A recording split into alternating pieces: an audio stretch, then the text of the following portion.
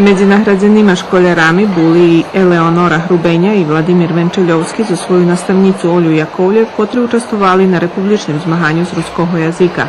Popri njih na včerajšem prijemu pri horodonačelnikovi u Horodskej hiži bili Glorijan Hardy z ruskого Kerestura, kotri na republičnem zmahanju z autoelektriki i diagnostiki zavžal druge mesto.